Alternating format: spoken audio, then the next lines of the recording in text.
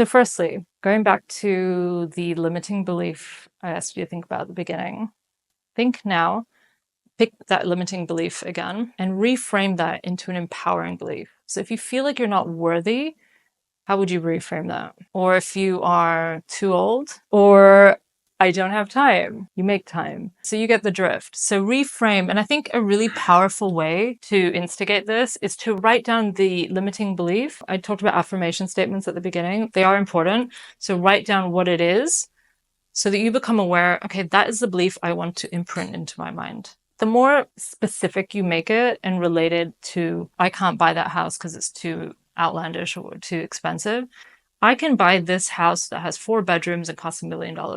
I can. Just write it down. The more specific you are about your intention, the more realistic. And then this is where the reframe really happens. The change is through meditation. Now you're probably like, what? Does anyone here meditate? Does anyone feel like, what is meditating? I can't. My mind's too busy. Okay, no one. Okay, and that's fine. Look, honestly, when I started meditating, I was like, where do I start? And I think that's the fear that most, well, maybe like, where do you start? There are many different ways you can meditate. So I'll kind of walk you through a few things, but I want to give you the background first. So what happens when you meditate is, remember I was showing the subconscious brain and conscious. So if you think of like, this is the peak of the iceberg and this is the subconscious. Now, what happens is when you go to sleep, you go from beta. So beta brainwaves are your conscious. It's like now we're all in beta. When you start to meditate or fall asleep, you go into alpha. Delta is then when you're in the deep sleep, loss of bodily awareness. So that's when you're really in the subconscious, and then obviously the lower ones as well. That is when you can reprogram your mind. And this can be done in sleep or in meditation. So they say the best times to think the thoughts and rewire your brain, first thing when you wake up, because you're going from your subconscious to your conscious. So literally when you wake up, do a meditation or journal. And that's when you emit serotonin when you wake up. And then, melatonin is when you go to sleep. So that's also a great time. But you can meditate at any time of the day. The whole purpose of meditating is to reduce your brain waves, to slow your brain down, to go into your parasympathetic nervous system so that you can start to think the thoughts and fire and wire together those new beliefs and cells, those new neurons. And so that's why being really clear of what it is that you want to feel and what you want is so important, so that you can then start to reprogram your mind. And this is where you really make that change. Think of it like you're fixing the bug in the software. So going back to meditating, so many different types. So you can do guided or silent. Personally, I always do guided because silent's hard. And I don't know, I like listening to people guide me through things, and there's so many different types. I use Calm or Headspace. Personally, I use Calm just because that's what I subscribe to. I listen to it before I sleep, actually, because it puts me to sleep. But then Dr. Joe Dispenza has a whole bunch of meditations, and he does like sleeping or lying down ones. He has sitting up ones, and then walking meditations. And the whole purpose behind a walking meditation is like you're walking into your life, into your future life. So you're embodying the feelings, and so your body starts to believe it. But there are different types. Like I would look on YouTube and just start with ones that, if you're trying to create a new belief, there are ones that focus on that. And you can also find on Spotify like manifestation ones, and they're different like frequencies. But yeah, I can send you some. Have you tried meditating, or you don't know where to start? Yeah, I tried, but as you said, sometimes I have some difficulties to concentrate okay, now I'm going to do this and only this. Yeah. What kind of meditation have you tried? Guided also, like you. Yeah. Mm-hmm. And what happens? Like, do you make intentional time and like you sit down and you put it on? What happens then? Well, it depends. If my mind is too busy and like I'm excited about something or anxious, I'm going to be more, okay, quit this. I don't want, it's not time. Mm-hmm. Okay. Something to try is breathwork, breathing with meditating, and maybe finding some meditation that guides you through some breathwork, because the breath regulates you and it distracts you from thinking about things because you're thinking about breathing.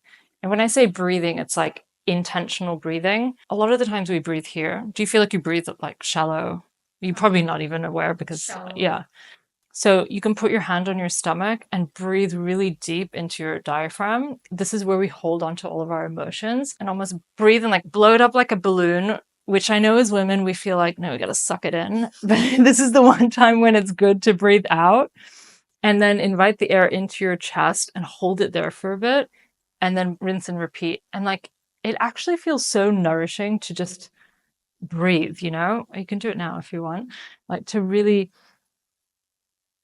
hold it in there, bring it up, and then breathe it out. Could make it like a little exercise, like 5 times, 10 times. Like you're already regulating your body, you're already calming things down, and you're switching off. So I would say, like, if normal meditating doesn't work, try that and just build it up. And you know, if you're trying, what duration are you trying? What length of time when you do meditation? Any amount. Okay. Depends on the flow. So maybe, okay. So maybe try like 10 minutes and then build up, and yeah. Yeah. Cool. Hopefully that helps. Happy to chat after too. So the other one is through somatic release. So I was saying our nervous system holds on to emotions. And this has really been the thing that has had such a big impact on me this year. I went through a lot of change last year. I'd lost my mom. I went like traveling, start a new business, new relationship, everything.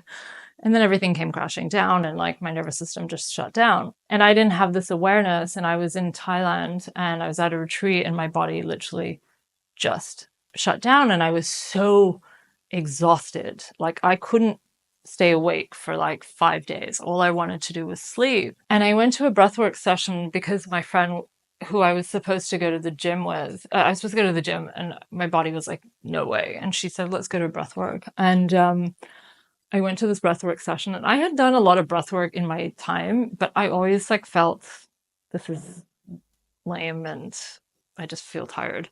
But this particular time, I ended up like wailing, like crying the whole hour, like uncontrollably. And like all of these stored emotions came out of me.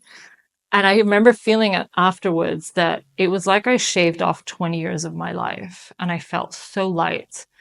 And I said to myself at that point, there's more to this that I want to understand and do for myself. And I feel like I also want to help people in what I do. Because at the time I was just doing things on a mind level. And I really believe that like we have to look at it holistically, mind, body, and spirit. So I went to Austin in the US, and I did a practitioner course, and I really dove deep. And the more I did it, the more release I had. And there was sadness and anger and loads of stuff that I hadn't really processed, you know, with my mom passing away and so many things.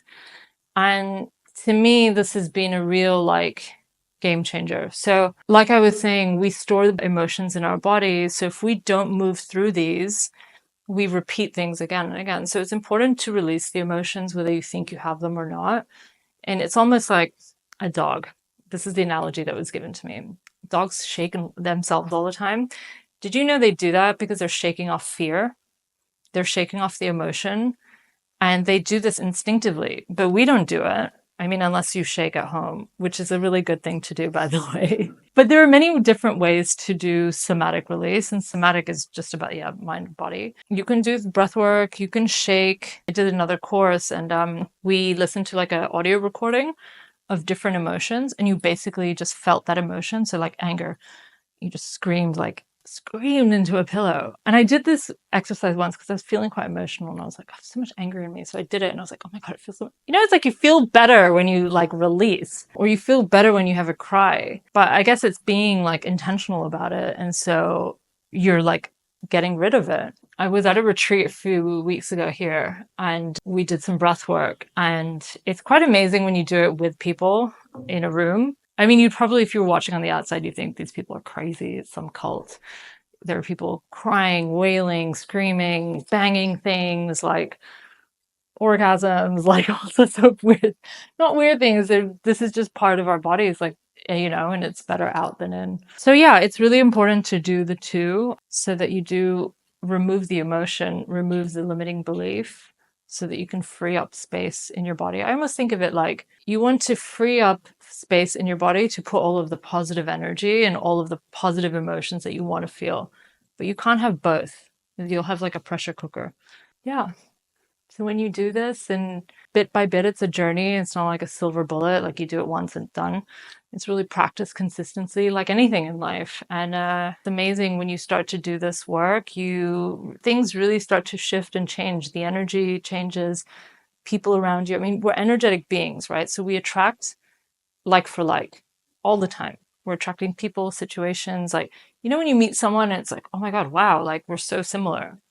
But actually, like subconsciously, you're attracting those people all the time, and positive and negative. And so, yeah, I just want to leave you with that. You can really have anything that you want in your life. It's believing it, and believing, we're constantly creating our lives through our beliefs. So here's an exercise if you want to do this on your own. Kind of what we talked about, but in summary, write down a limiting belief that you have and a desire. And how is this impacting you today?